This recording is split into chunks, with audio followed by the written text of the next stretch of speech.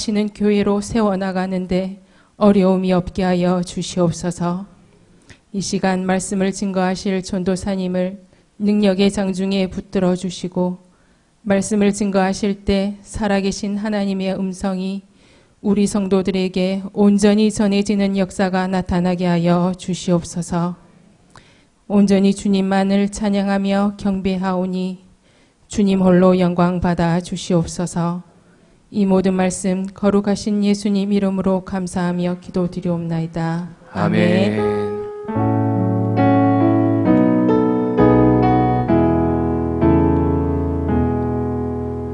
오늘 우리에게 주신 하나님의 말씀은 출애굽기 14장 1절에서 14절 말씀입니다.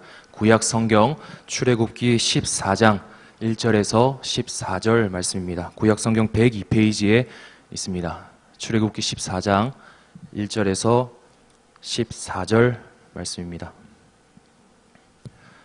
지금 다 함께 교독함으로 나가겠습니다. 여호와께서 모세에게 말씀하여 이르시되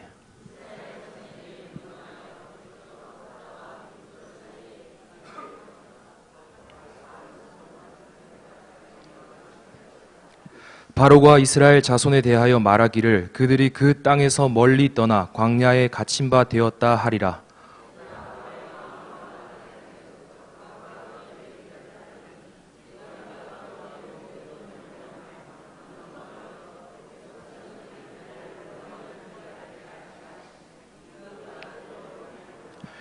그 백성이 도망한 사실이 애굽 왕에게 알려짐에 바로와 그의 신하들이 그 백성에 대하여 마음이 변하여 이르되 우리가 어찌 이같이 하여 이스라엘을 우리를 섬김에서 놓아 보냈는가 하고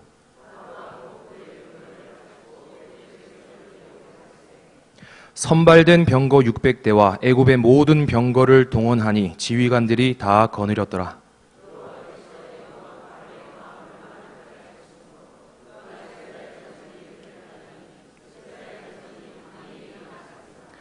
애굽 사람들과 바로의 말들, 병거들과 그 마병과 그 군대가 그들의 뒤를 따라 바알스본 맞은편 비하히롯 곁 해변 그들이 장막 친 데에 미치니라.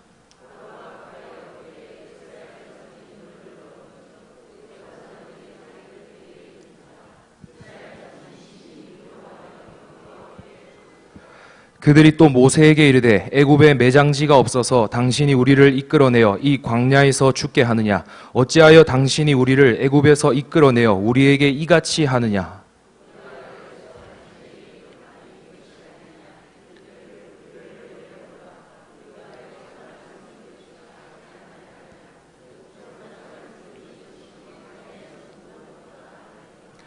모세가 백성에게 이르되 너희는 두려워하지 말고 가만히 서서 여호와께서 오늘 너희를 위하여 행하시는 구원을 보라. 너희가 오늘 본 애굽 사람을 영원히 다시 보지 아니하리라. 여호와께서 너희를 위하여 싸우시리니 너희는 가만히 있을지니라. 아멘. 이 시간 16구역에서 준비한 찬송으로 하나님께 영광 돌리도록 하겠습니다.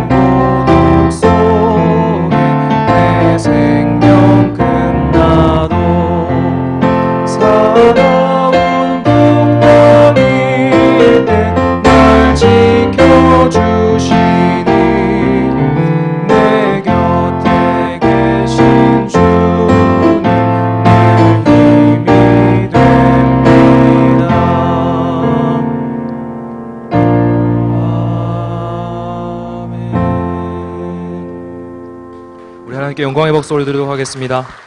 네. 초등 2부에서는 예배를 드릴 때마다 늘 하는 인사가 있습니다. 손가락을 이렇게 하고요. 옆 사람을 보면서 이렇게 인사하는 겁니다. 샬롬. 옆 사람하고 한번 이렇게 인사해볼까요? 하면서 샬롬. 네. 이 2라는 숫자는 옛날에 마르틴 루터라는 사람이 예수님을 가리킬 때 사용했던 모양입니다. 이 말은 무슨 말이냐면 예수님은 참 하나님이시자 예수님은 참 사람이시다라는 것을 표현하는 그 말이 이 2라는 숫자에 있습니다. 이걸 설명하실 때 잘 적으셔야 됩니다. 혹시나 잘못해서 이걸 먼저 적으시면 욕이 되기 때문에 이것부터 분명히 적어주셔야 됩니다. 그래서 이 2라는 의미는 예수님께서 참 하나님이시자 참 사람이라는 의미가 담겨져 있는데 이 예수 그리스도의 샬롬, 그 평강, 그 십자가에서 우리와 하나님을 화해시키심으로써 다시금 하나님을 바라보게 하신 그 예수님의 샬롬과 평강이 여기에 나오신 모든 성도님들 가운데 가득하기를 주님의 이름으로 축복합니다. 아멘.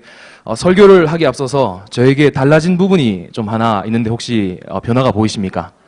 네, 이번에 파마를 한번 하게 되었습니다. 왜 하게 됐냐면 주변에서 조금 파마를 하면 순둥순둥해 보일 것 같다 해서 좀 하게 됐습니다. 좀 순둥순둥해 보이십니까? 네, 감사합니다. 사실 제가 이 얘기를 하는 것은 오늘 설교와 연관이 있기 때문에 이렇게 하게 되었습니다. 사실 사람은 자신의 눈앞에 보이는 것, 눈앞에 어떠한 것, 어떠한 모습이 보이는지가 참으로 중요하다고 할 수 있습니다. 사람들의 발달을 연구하는 발달 분야의 권위자인 아널드 게젤이라는 박사는 사람들의 시각에 대해 연구하면서 이렇게 말을 했다고 합니다. 대다수의 사람들은 고정된 한 쌍의 눈을 가지고 태어나지만 고정된 시각 세계와 가치관은 그 가치관을 가지고 태어나지는 않는다. 그 시각 세계와 가치관은 한 쌍의 눈을 가진 사람들이 이것저것들을 보면서 형성해 나가야 한다라고 아놀드 게젤이라는 박사가 이렇게 얘기를 했습니다. 이 박사의 이런 말처럼 이 사람이 가지고 있는 눈은 인간에게 있어서 가장 중요한 감각 중에 하나라고 할 수 있습니다. 사람의 시각 세계와 가치관을 이렇게 형성해주는 아주 중요한 기관 중에 하나가 바로 이 눈이라고 할 수 있는데 또한 사람은 이 눈을 통해서 대부분 얻는 정보의 대부분을 이렇게 얻는다고 합니다. 예를 들어서 100개 오늘 하루 사람들이 100개의 정보를 얻는다고 하면 그 중에 80%, 약 80개는 어떤 것을 통해서 정보를 받게 되냐면 이 눈을 통해서 사람들이 정보를 받게 된다고 할 수 있습니다. 오늘 이 예배 자리에 나오신 성도 여러분들도 오늘 하루 무엇인가를 봄으로써 여러 정보들을 얻으셨을 거라고 생각이 됩니다. 그게 신문일 수도 있고요. 그게 유튜브나 요리 프로그램, 다른 신문과 같은 그런 것들일 수도 있습니다. 또한 오늘 제 모습, 파마한 제 모습을 보고 새롭게 얻은 정보일 수도 있을 겁니다. 여하튼 이 모든 것들의 공통점은 우리는 무엇인가를 봄으로써 정보를 얻게 되고 그 정보를 통해서 영향을 받게 된다는 것입니다. 이처럼 사람이란 존재는 무엇을 보느냐에 따라서 입력되는 정보가 결정이 되고 그 정보에 따라서 어떤 영향을 받는지가 결정이 된다고 할 수 있습니다. 그래서 사람이란 존재는 오늘 살아가면서 오늘 내가 보는 그것이 삶 전체에 영향을 주는 것이 된다고 해도 저는 결코 과언이 아니라고 생각을 합니다. 그래서 사람에게 있어서 이 본다라는 것은 정말로 중요한 것이라고 할 수 있습니다. 오늘 우리가 함께 읽었던 이 출애굽기 14장의 말씀은 사람에게 있어서 보는 것이 얼마나 중요한지, 더 나아가서 하나님을 믿고 하나님의 인도를 따라서 살아가는 하나님의 백성들에게 있어서 이 보는 것이 얼마나 중요한지를 잘 보여주고 있는 본문이라고 할 수 있습니다. 오늘 우리가 살펴본 이 출애굽기라는 성경은 하나님께서 애굽으로 내려간 야곱의 자손들, 즉 이스라엘 백성들을 애굽으로부터 구원하신 이야기와 향후 1년간의 광야 생활을 기록한 성경입니다.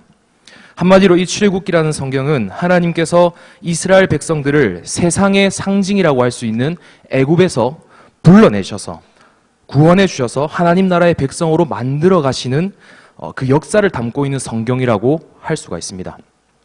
오늘 우리가 함께 읽은 본문은 이런 출애굽기에 등장하는 많은 이야기들 중에서도 가장 유명한 이야기 중에 하나라고 할 수 있는데, 자, 그 전에 출애굽기 14장 이전의 내용들을 간단하게 한 번만 정리해보고 넘어가도록 하겠습니다.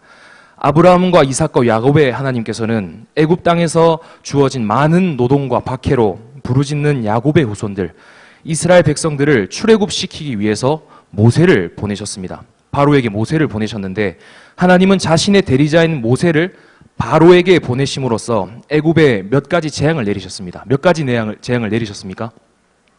10가지 재앙을 내리셨습니다.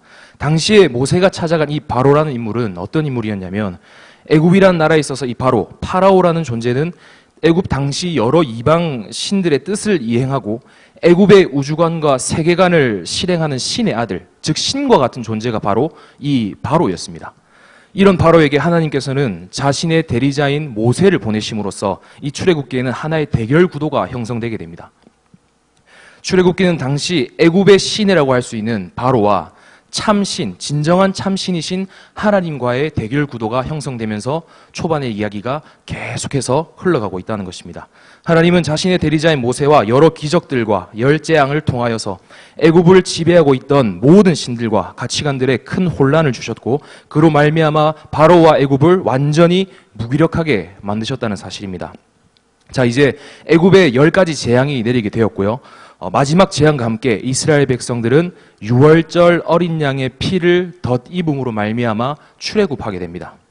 장자의 죽음을 면하여 애굽 땅에서 나오게 됩니다. 그 이후에 하나님께서는 출애굽한 이스라엘 백성들에게 구름 기둥과 불 기둥을 보내심으로써 이스라엘 백성들을 젖과 꿀이 흐르는 가나안 땅으로 이렇게 인도하고자 하셨습니다.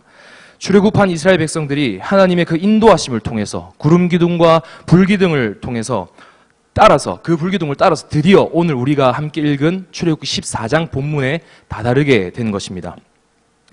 14장 1절 1절을 다시 한번 보도록 하겠습니다. 제가 한번 읽어드리겠습니다. 여호와께서 모세에게 말씀하여 이르시되 이스라엘 자손에게 명령하여 돌이켜 바다와 믹돌 사이의 비하히롯 앞 곧 바알스본 맞은편 바닷가에 장막을 치게 하라. 자, 지금 하나님께서 모세를 통하여 이스라엘 백성들에게 뭐라고 말씀하고 계시냐면 야, 너희들 지금 가는 길 잠시 멈추고 돌이켜서 비하히롯 앞에 있는 바닷가에 가서 장막을 쳐라. 갑자기 이렇게 말씀하고 계신다는 사실입니다. 지금 이스라엘 백성들은 출애굽한 이후에 어디로 가고 있었냐면 젖과 꿀이 흐르고 있는 가나안 땅으로 가고 있었습니다. 불기둥과 구름 기둥을 따라 가나안 땅으로 하나님의 인도를 받아 가고 있었는데 하나님께서는 갑자기 그 길을 돌이켜서 바닷가 앞으로 가라라고 말씀하셨다는 것입니다. 백성들이 장막을 쳤던 이곳이 정확히 어디인지는 알 수가 없지만 여기서 한 가지 확실한 것은 이스라엘 백성들은 하나님의 인도를 따라 갔는데 그 도착한 곳이 어디였냐면 아무것도 없는 바닷가, 망망대해였다는 것입니다. 막다른 길이었다는 것입니다. 주님의 사랑을 받고 계시는 성도 여러분, 우리의 인생도 때로 그럴 때가 있습니다. 나는 하나님의 인도함을 따라 간다고 가는데 11조도 잘 드리고 예배도 잘 드리고 수요예배, 금요, 성령 집회도 다 참여하고 하나님의 말씀의 원리를 따라서 주님 주시는 마음 따라서 주님 동행하심 의지에서 열심히 살아간다고 살아가는데 하나님께서 우리를 막다른 길로 인도하실 때가 있습니다. 하나님께서는 어린 양 되시는 예수 그리스도의 피로 나를 구원하시고 세상 가운데서 불러내셔서 주님의 놀라운 능력으로 내 삶을 인도하시지만 조금 더 편하고 좋고 안전하고 지름길로 인도하는 것이 아니라 때로는 광야에서 경험할 수 있는 여러 목마름, 배고픔과 같은 여러 결핍들을 만나게 하시고 지름길이 아니라 막다른 길이 있는 곳으로 우리를 인도하실 때가 있습니다. 주위 사람들한테는 나 하나님 믿는다고 당당하게 얘기해놨지만 예배 드리러 가야 한다고 나 구원받은 하나님의 백성이라고 당당하게 얘기해놓고 큰 소리 쳐놨지만 정작 하나님의 인도를 받는다고 따른다고 하는 내 자신의 인생을 보니까 도착한 곳은 막다른 길이었고 눈앞에 보이는 것은 망망대해 뿐이라는 사실입니다. 그러니 주변 사람들도 뭐라고 합니까? 아이고 자기 혼자 예수 믿는다고 다 잘난 척 하더만 이제 끝났구만. 저럼 저거 이제 막다른 길에 다다랐네. 이제 도간에 든 쥐 신세가 됐구만. 이렇게 얘기하곤 합니다. 그렇게 우리를 조롱하고 비웃곤 합니다. 오늘 본문 3절을 한번 보시기 바랍니다. 3절 말씀을 한번 같이 읽었으면 좋겠습니다. 바로가 이스라엘 자손에 대하여 말하기를 그들이 그 땅에서 멀리 떠나 광야에 갇힌 바 되었다 하리라. 하나님의 인도하심, 불기둥과 구름 기둥을 따라서 나아갔던 이스라엘 백성들은 눈앞에 막다른 길에 다다르게 되었습니다. 그때의 3절, 바로가 이스라엘 자손에 대해서 뭐라고 말한다고 기록되어 있습니까? 야, 저 백성 저놈들 하나님 따라서 애굽에서 좋다고 나가더니 광야에 갇힌 바가 되었구나. 이제 도간에 든 쥐가 됐구만. 이제 저놈들은 끝장났다. 바로가 지금 이렇게 말할 거라고 얘기하고 있습니다. 사랑하는 성도 여러분, 그러나 이 말은 누가 한 말입니까? 세상의 말입니다. 이 말은 애굽의 말입니다. 지금 이 말은 하나님께서 하시는 말이 아니라 세상의 상징이라고 할 수 있는 애굽, 바로가 앞으로 할 말이라는 것입니다. 이 말은 바로의 말입니다. 믿는다고 큰 소리 뻥뻥 치더만, 하나님의 백성이라고 인도함 받는다고 큰 소리 뻥뻥 치더만 너희 꼴을 봐라, 너희는 도간에 든 쥐에 불과하다. 이것은 바로의 시선, 세상의 시선에 불과합니다. 바로는 이 이후에 일어날 일들을 미처 알지도 못했고 그냥 이스라엘 백성들이 광야에 갇혔다는 것, 바닷가 앞에 멈춰 섰다는 것을 여러 첩보들을 통해서 듣고서는 이렇게 우쭐대면서 말하는 것입니다. 주님의 사랑을 받고 계시는 성도 여러분, 이제 이 이야기는 엄청난 대반전이 일어나기 시작합니다. 하나님께서 이제 이스라엘 백성들에게 더욱 크게 역사하시기 시작하십니다. 혹 여기 이 자리에 하나님의 인도함을 따라 걸어가고 있지만 막다른 길에 도착했다고 생각되는 분들 혹 계십니까? 지금부터 이어질 하나님의 말씀에 귀를 기울이시길 바랍니다. 바로는 이스라엘 백성들이 지금 광야에 갇혔다는 사실을 알게 되자 마음이 다시금 변하여 완악해졌습니다. 60만이나 되는 남자 일꾼이 부재하게 된다면 노동력이 하락할 것이고요. 자신의 신의 권위, 신과 같았던 자신의 그런 권위를 무너뜨려 버리고 자신에게 수치를 준 그 이스라엘 백성들에게 복수를 하고자 했습니다. 그래서 바로는 어떠한 조치를 내리냐? 5절, 7절 말씀을 보시길 바랍니다. 제가 읽겠습니다. 그 백성이 도망한 사실이 애굽 왕에게 알려짐에 바로와 그의 신하들이 그 백성에 대하여 마음이 변하여 이르되 우리가 어찌 이같이 하여 이스라엘을 우리를 섬김에서 놓아 보내었는가 하고 바로가 곧 그의 병거를 갖추고 그의 백성을 데리고 갈새 선발된 병거 600대와 애굽의 모든 병거를 동원하니 지휘관들이 다 거느렸더라. 아멘. 바로는 지금 광야에 갇혀 있는 이스라엘 백성들을 다시금 잡기 위해 애굽의 병거를 갖추고 애굽의 군사들을 데리고 이스라엘 자손의 뒤를 쫓기 시작합니다. 7절을 보니까 바로가 이스라엘 백성들을 뒤쫓기 위해서 사용한 병거는 일반 병거가 아니라 선발된 병거입니다. 선발된 병거. 이 말은 무슨 뜻이냐면 바로가 가지고 있는 병거들 중에 가장 좋은 병거 600대를 뽑아서 사용했다는 말입니다. 그러니까 바로는 지금 이스라엘 백성들을 뒤쫓기 위해서 애굽의 모든 전력을 다 동원해서 이렇게 쫓아오겠다는 것을 알 수 있습니다. 바로는 지금 애굽의 모든 힘을 다 동원해서 이렇게 이스라엘 백성들을 뒤쫓겠다는 것입니다. 여러분, 세상은 이처럼 우리에게 전력을 다해서 덤벼들려고 합니다. 세상은 그냥 우리에게 덤비지 않습니다. 세상은 세상에서 나온 우리를 어떻게든 다시금 쫓아와서 죄의 노예로 끌고 가려고 하고 우리를 넘어지게 하고 두려워 떨게 하기 위해서 총력을 다해서 덤벼듭니다. 그래서 우리는 이 세상을 살아갈 때에 정신을 바짝 차리고 이 세상을 살아가야 합니다. 그런데 희한하게도 8절 말씀을 보니까 이 이스라엘 백성들은 애굽의 전차들이 자신들을 쫓아온다는 이 사실을 아는지 모르는지 그저 담대히 나아갔다고 말하고 있습니다. 8절 말씀입니다. 여호와께서 애굽 왕 바로의 마음을 완악하게 하셨으므로 그가 이스라엘 자손의 뒤를 따르니 이스라엘 자손이 담대히 나갔음이라. 이 말은 이스라엘 백성들이 어떤 믿음의 담대함, 담대성을 가지고 나갔다는 그런 말이 아닙니다. 이 말은 이스라엘 백성들이 손을 높이 들고서 의기양양하게 앞으로 나아가고 있었다는 것을 말하고 있는 본문입니다.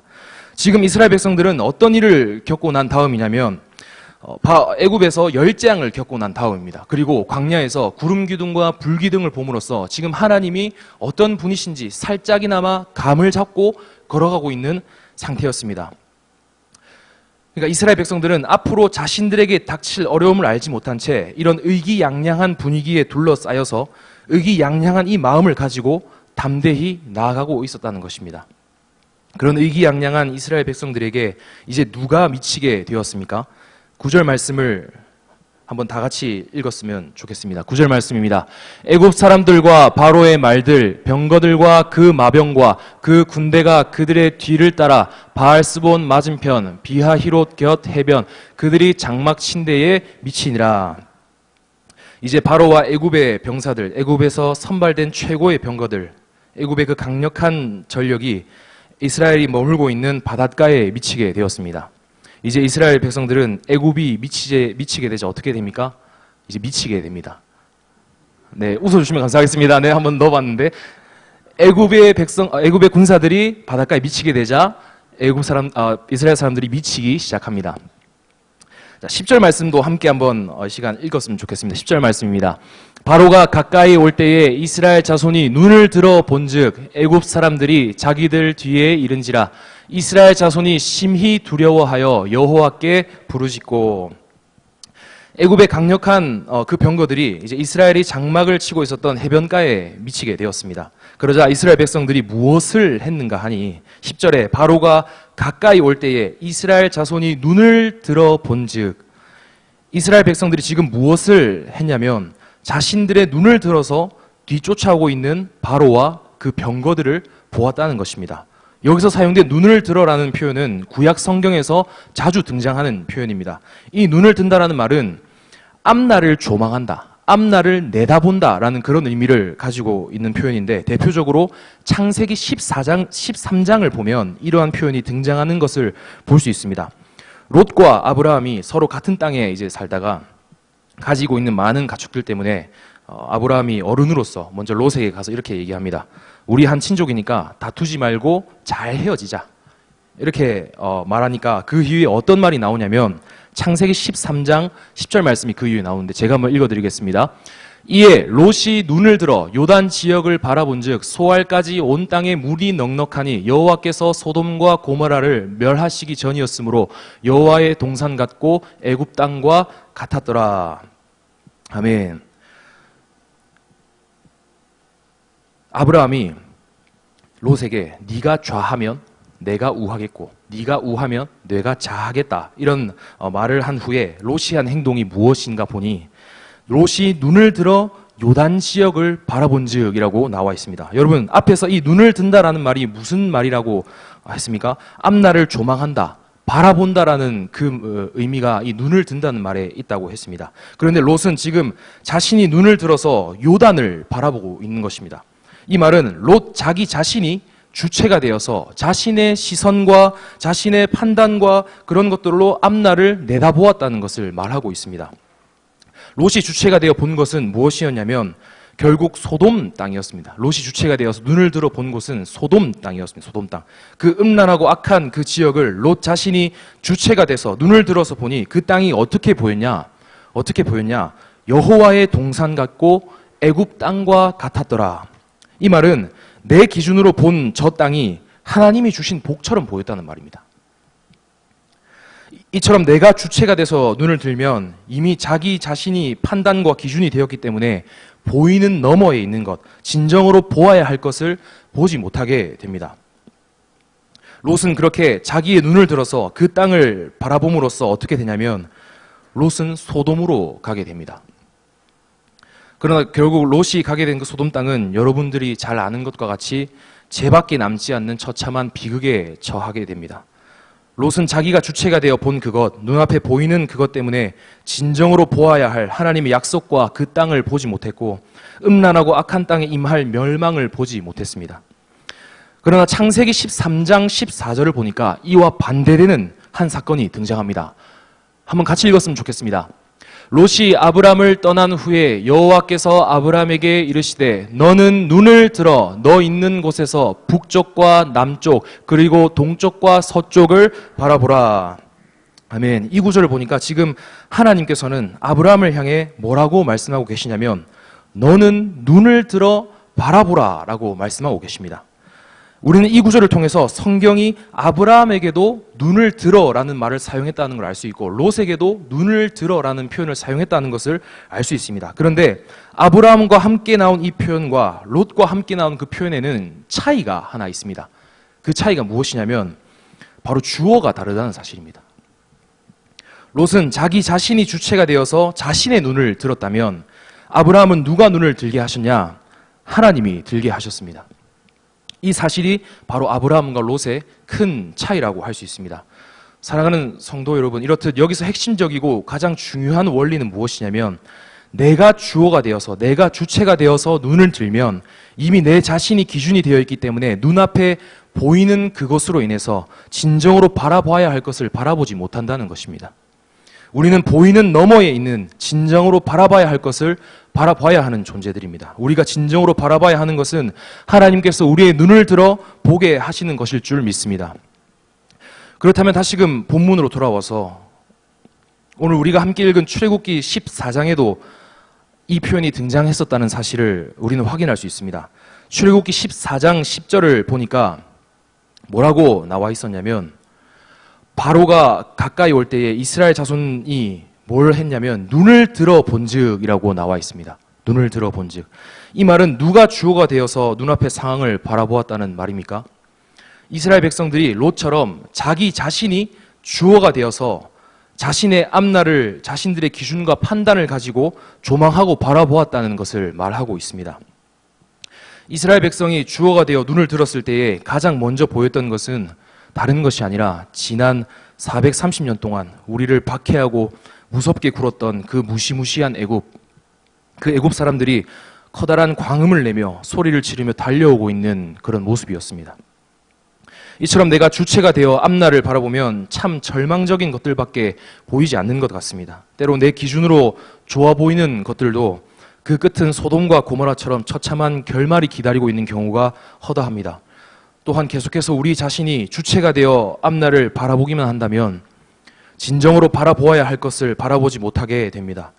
이스라엘 백성들도 눈앞에 달려오는 전차로 인해서 진정으로 바라보아야 할 것을 바라보지 못했습니다. 그러니 이 백성들에게 어떠한 반응이 나오게 되냐? 그 반응은 11절, 12절 말씀에 등장하는 원망과 불평이었습니다.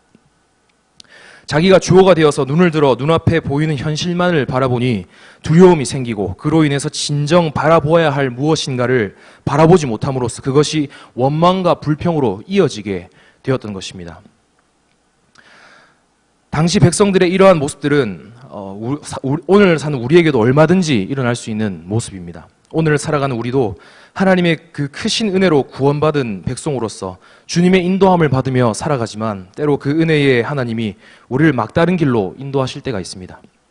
그때 우리의 눈을 들어서 우리가 주체가 되어서 눈앞에 보이는 현실만을 바라본다면 우리 눈앞에 보이는 것들은 가난과 질병, 죽음, 빚더미, 협박, 관계에 대한 어려움, 고통과 같은 그런 것들 뿐입니다. 그럴 때마다 우리에게 때론 이런 탄식이 나올 때가 있습니다.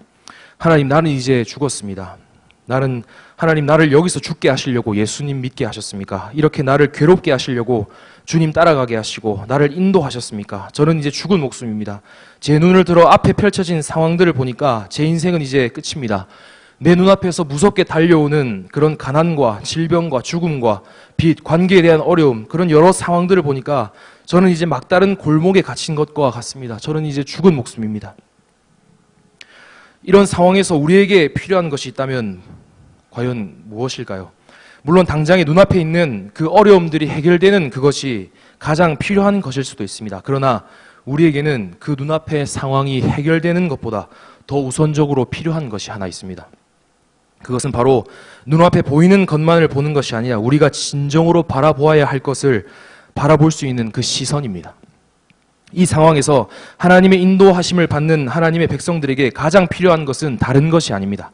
이 상황에서 하나님의 백성들에게 가장 필요한 것은 진정으로 바라봐야 할 것을 바라볼 수 있는 그 시선입니다.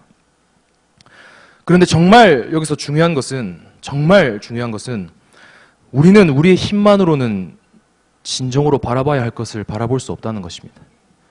방금 전 함께 읽은 창세기 13장 14절에서 아브라함의 눈을 들게 하시고 진정으로 바라보아야 할 땅과 약속을 바라보게 하신 분은 아브라함 자신이 아니라 바로 하나님이십니다.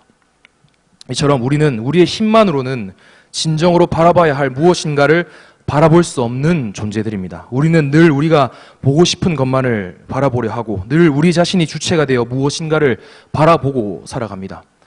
그래서 우리는 어떤 누군가가 우리를 도와주지 않는다면 진정으로 바라보아야 할 것을 바라보지 못하는 그런 존재들입니다. 이스라엘 백성들도 그랬습니다. 자신의 눈을 들어 눈앞에 달려오는 무서운 전차들의 모습을 바라본 이스라엘 백성들은 눈앞에 보이는 것으로 인해서 진정으로 바라봐야 할 것을 온전히 바라볼 수 없었습니다. 그래서 그들의 입술에는 원망과 불평이 터져나오게 되었던 것입니다. 그러나 이들에게는 한 사람의 위대한 인물이 있었습니다. 이들에게 누가 있었습니까? 바로 모세가 있었습니다. 모세가 지금 이스라엘 백성들에게 하는 말을 들어보시길 바랍니다. 13절 말씀입니다. 13절 말씀 제가 한번 여러분들에게 읽어드리겠습니다. 모세가 백성에게 이르되 너희는 두려워하지 말고 가만히 서서 여호와께서 오늘 너희를 위하여 행하시는 구원을 보라. 너희가 오늘 본 애굽 사람을 영원히 다시 보지 아니하리라. 아멘. 지금 모세는 두려워하고 있는 이스라엘 백성들에게 뭐라고 말하고 있냐면 너희는 두려워하지 말고 가만히 서서 여호와께서 오늘 너희를 위하여 행하시는 구원을 보라 라고 말하고 있습니다. 지금 너희가 눈을 들어서 보고 있는 그 전차 바라보지 말고 진정으로 너희가 다시 바라봐야 하는 여호와 하나님, 그 여호와 하나님의 구원을 바라보라고 지금 모세는 말하고 있습니다. 지금 모세는 백성들이 눈을 들어 보고 있는 그 시선에서 진정으로 바라봐야 할 것이 무엇인지를 알려주고 있고 그것을 바라보게끔 지금 도와주고 있습니다. 이런 상황에서 막다른 골목에 갇혀버린 이스라엘 백성들이 진정으로 바라보아야 하는 것은 여호와 하나님께서 오늘 행하시는 구원입니다. 이 말을 조금 더 쉽게 말하면 백성들이 지금 겪고 있는 절망과 고통의 상황에서 진정으로 바라봐야 할 것은 다른 것이 아니라 바로 구원의 하나님 그 자체라는 말입니다. 모세는 백성들 자신이 주어가 되어 앞에 보았던 그 시선에서 진정으로 백성들이 바라보아야 할 것이 무엇인지를 알려주었고 그것으로 시선을 돌려준 이스라엘의 중보자였습니다. 그렇다면 오늘 우리 삶 가운데서 이런 역할을 해줄 수 있는 분이 있다면 과연 누구십니까? 내 삶을 바라보니까 주님의 인도함을 따라 가고 있지만 막다른 길에 막힌 것만 같고 내 눈을 들어보니까 눈앞에 보이는 상황은 절망과도 같은 상황들 뿐인데 이런 상황들 때문에 너무 무서워서 두려워서 몸이 벌벌 떨리고 있는데 그런 나에게 진정으로 바라보아야 하는 구원의 하나님을 다시금 바라보라고 말씀해 주신 분이 있다면 과연 누구십니까? 바로 우리의 참된 중보자 되시는 예수 그리스도이십니다. 모세와 같은 선지자, 참된 모세이신 그 예수 그리스도께서 우리의 삶 가운데에 불어 닥쳐오는 그런 전차들, 폭풍 속에서도 임마누엘의 은혜로서 우리를 떠나지 않으시고 우리와 함께 동행해 주실 것입니다. 우리가 때로 연약하여 진정으로 바라보아야 할 그 하나님을 바라보지 못하고 바람을 보고 무서워 물에 빠진 베드로와 같이 우리에게 달려오는 것들을 보고 허우적거릴 그때에도 우리를 떠나지 않으시고 손을 잡아 일으켜 주시며 다시금 하나님을 바라보라고 말씀해 주실 것입니다. 이처럼 우리에게 필요한 것은 참된 중보자 되시는 예수 그리스도이십니다. 우리는 오늘날 우리의 참된 중보자 되시는 예수님만을 통해서 다시금 구원의 하나님, 능력의 하나님, 은혜의 하나님을 바라볼 수 있습니다. 우리가 예수 그리스도로 인하여 다시금 하나님을 바라보게 될 때에 우리 눈앞에 달려오는 전차들, 수많은 절망과 공포와 어려움들이 우리에게 해코지할 수 없음을 알게 될 것입니다. 예수님을 통해서 다시금 하나님만을 바라볼 때에 하나님께서 예비하신 그 은혜, 눈앞에 막다른 길과 같았던 홍해가 갈라지는 역사를 경험하게 될 것입니다. 하나님께서는 우리에게 능히 감당할 어려움만을 허락하시며 피할 길을 내시는 분이십니다. 우리가 할 것은 그런 어려움들이 우리에게 달려올 때에 우리와 늘 동행하시는 임마누엘 예수 그리스도만을 붙드는 것이고 그 예수 그리스도를 힘입어 하나님 아버지만을 바라보는 것입니다. 그것이 하나님 아버지를 영화롭게 하는 것이고 하나님께 모든 영광을 올려드리는 것입니다. 이 시간 시편 50편 15절을 다 함께 한번 읽어봤으면 좋겠습니다. 시편 50편 15절 말씀입니다. 환난 날에 나를 부르라. 내가 너를 건지리니 내가 나를 영화롭게 하리로다. 아멘. 우리에게 달려오는 환난 속에서 하나님의 도움만을 바라는 우리의 태도야말로 하나님을 영화롭게 하는 태도라고 할 수 있습니다.